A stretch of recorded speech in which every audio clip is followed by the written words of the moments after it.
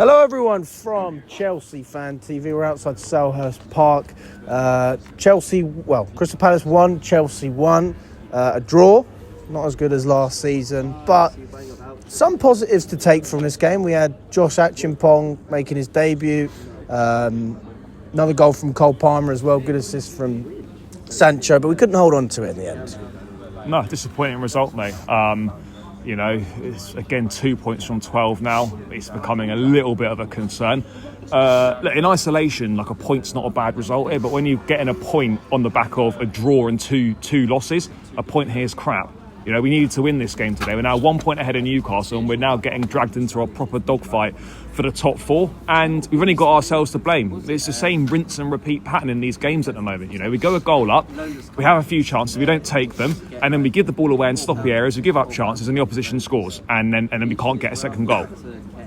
That's the reality right now, mate. Is that this attack that was scoring a lot of goals, you know, at the start of the season, we're free-flowing, scoring a lot of goals. Now we're really struggling to score goals. That's 2 goals in 4 games, mate. That's not good enough. And the defensive errors that we're making as well, to top it all off, is not good enough either. So when you put them two things together, it's no wonder we haven't won that many matches recently. Yeah, why do you think that is, that we're not scoring as many goals? Is that purely based on us? Or can we also put that down to the way other teams play against us? For example, we've seen a lot more low blocks recently than if you compare it to the beginning of the season. Look, I think we can't say we've not created chances, because we have created chances. So look, okay, some teams have defended quite well, they sit in a bit deeper, but it's not like we're having no chances in these games. I think we've only got ourselves to blame, really. You know, look at the goals that we're conceding. We give 2 goals against Ipswich, both our fault. The goal today is our fault. It's Cole Palmer giving the ball away in a dangerous area.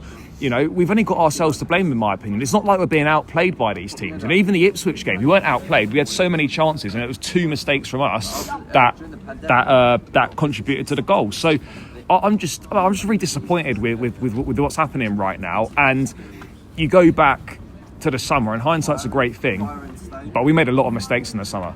We didn't address the centre-back issue properly, like we should have done, and we should have kept one of Santos or Ugochukwu, because Caicedo is looking so leggy in midfield, mate. He's looking like Oscar Pistorius, no legs, mate, in midfield, because he's been running to the ground week in, week out, and got no options on the bench. You know, this is what happens when you send Santos and you send Ugochukwu on loan, and you bank on Romeo Lavia staying fit when he's not proven he can stay fit. I don't care how good Lavia is. I'm a massive Romeo Lavia fan. You're no use to the team if you're constantly unavailable. So I think they're probably banking on Dewsbury Hall as well, but he's not performed. No, but he's not even been trusted, though. That's the thing. Dewsbury Hall's not been making squads when he's been fit. So, you know, going back to decisions made in the summer and just looking at them now, and you're thinking, we made mistakes. You know, hindsight's a great thing. I don't think any of us in the summer would have said, we should have kept one of those 2. But when you make decisions based on gambling on Lavia's fitness, gambling on Wesley Fofana's fitness, you're asking for trouble, and that's exactly what we've got. Yeah, I mean, I guess any club gambles, though. I mean, but not gambling like that when you know players that have got a proven track record of picking up injuries. Lavia's in the Reece James and Fofana camp now. We're trying to build a team around those 3 players, and they cannot stay fit for anywhere near a whole season. You just simply cannot do that. So what you have to do now is right back's not really an issue. We need to go and get a midfield player in or whatever, or bring Santos back or bring Ugochukwu back or whatever for the short term. And we need to go and sign a top class centre back, because Fofana's proven he can't stay fit. Go and sign someone to start. You have to do that, because we're so short right now, and those deficiencies are really costing us big time. Yeah, I mean, I wasn't happy with the reaction in the second half. I did think that Palace came back well, in fairness, but we certainly created enough chance to win this game. So, I mean, if we're looking at the team as well, we talk about goal scoring, the midfield as well, lacking depth. Where does the blame lie? I mean, should we be looking at the manager, or is it that maybe there's a bigger picture? I don't know. I think you have to look at some of the recruitment. A lot of the recruitment's been good, but as I've said, you know, there were things that were done in the summer that shouldn't have been done, and there were things that we didn't do that we should have done. You know, I look at the manager and I think there's not really that much more he could have done today. You know, he used the options that he had. He started Acheampong, which I think was a ballsy decision, and Acheampong I thought was actually really good in that centre-back role. Looked calm, composed, didn't really get roughed up by Mateta at all, didn't really make any mistakes, to be honest. And then obviously, you know, the front line is the same. You know, he brings Sancho and Neto back in and brings Jackson back in, as you would expect. I'm pleased that he brought on Mark Guiu for minutes in the number 9. He's now learning that Nkunku is not that guy in the 9. And Felix, as we know, is looking like a waste of money in my opinion. He's not trusted whatsoever.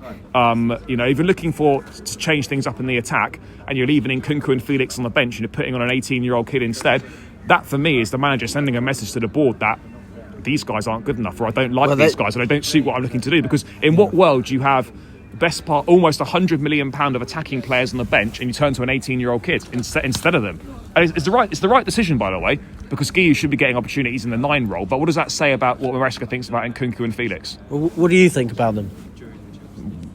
To be brutally honest, mate, they're both a waste of space at the club right now.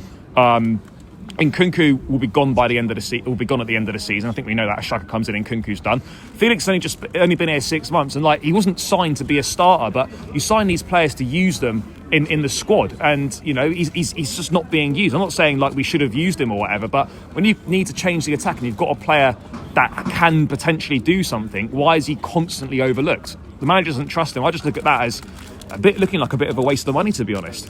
Well, I mean, if you look at technical ability, he's certainly good enough technically. So what is it that Maresca doesn't like about a player like João Felix, for example? I don't know. You'd have to ask him, but it's clear that, you know, there's not enough end product. I don't really know what it is, but it's clearly something that he doesn't like about him and something that he thinks just doesn't really suit the team that well, which is why he started 3 Premier League games out of 20 and is left on the bench more often than not as well. So something's not adding up there for me. I mean, this has been like the theme of his career since he's come to Atletico, and now he's come here. It's the same thing. We thought that the style of football would suit Felix, and I think it does actually. But I think maybe it's the pressing aspect as well, the defensive work rate, his attitude. I don't know what he's like in training, but end product certainly could be a shout as well. Who knows? What about Robert Sanchez in goal? He was okay today. Made a few saves. A couple of bits of distribution which were poor, giving the ball away in dangerous areas, a few going straight out. But look, overall in the last few games he's not been that bad. I think it's been one of the least of our problems really. Shot stopping was good today. Shot stopping's been good. You know, I just look at us and it's just defensive mistakes, mate. Giving the ball away in stupid areas. A player's tired. A player's losing concentration. Yeah. You know, Caicedo, as I said, looking tired. Maybe he should have dropped Enzo in alongside him to make a double pivot in the second half instead of Caicedo playing as a lone 6 on his own. Little things like that. But I mean, Neto I felt was okay. Sancho did reasonably well. Jackson had opportunities to score, worked hard. But again, it's just not quite enough. And at the moment, when we're struggling to score goals and we're making the amount of errors we're making at the back, it's a recipe for not winning many games. So luckily we've got Morecambe in the FA Cup next, be a whole raft of changes, but then we've got some difficult games. You know, Bournemouth at home is tough, Wolves are rejuvenated under their new gaffer, and then you go to Man City away, which is difficult as well. So this January is a really big bump for us, mate. And as I said, you know, Newcastle 1 point behind us now, City taking another 2 points out of us. We've taken 2 points from the last 12. If we don't start fixing up, we could soon find ourselves dropping out of the top 4. And you know, with the running we've got on things like that, I don't want to look too far ahead, but the top 4 could become in jeopardy if we don't fix up pretty soon. What about Palmer as well? Because it's interesting, isn't it? Even the Ipswich game, for example, I don't think he had a great game, but he still hit the post twice. He made the mistake for the goal that Palace scored, but he also scored the goal for us. So kind of looking at it from different angles. I mean, what do you make of his performance and recent form as well? I mean, look, recent form's not been terrible. Like, you know, he's scoring a few goals and that still. Whatever, like maybe his influence hasn't been as big, or he's not been as influential across the whole game as he maybe has done previously. But he's still the go-to guy. He's still the guy that we're looking for to make things happen. So, you know, yes, he's maybe not at his normal levels, but he's still contributing. Obviously, yeah, unfortunately, he gave the ball away, which led to the goal in a dangerous area. I mean, if anyone can make a mistake, it's him. He's got a lot of credit in the bank, but it's just, I don't care who you are, you cannot be giving the ball away in areas like that and expect to get away with it at this level. It just simply doesn't happen. So, yeah, it's a shame, mate. I don't have an issue with him playing regularly. You have to play your best players, but it is a concern. It is absolutely a concern, mate. So, I just think we need, like, Felix is coming to be an alternative for Palmer. you need to use him, or using Kunku in the 10. Like, Palmer doesn't need to play 90 every single game. So again, it comes back to a lack of trust in the squad, I think. Yeah, and that's the thing as well. We talk about trust. It's going to be interesting to see how much trust the fans have with the squad and Maresca as well, because we had such a great start.